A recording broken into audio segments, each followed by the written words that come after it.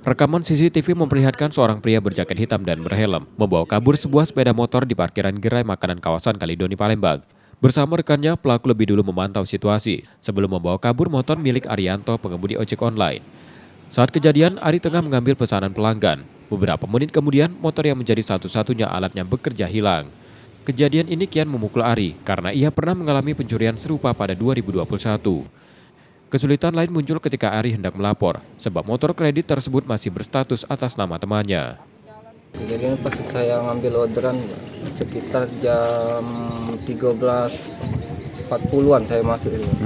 Pas saya keluar, tiba-tiba motor saya nggak ada lagi, Pak.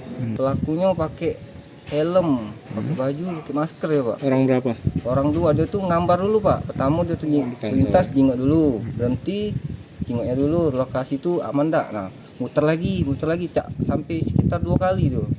Nah, pas kedua kalinya langsung diambilnya, Pak. Terus dampak dari kejadiannya apa, Pak? Jadi Susah, Pak. Masalahnya mata pencariannya cuma itu lah, Pak, ngojek seharian. Belum nak bayar kontrakan, anak bekok sekolah siko, TK.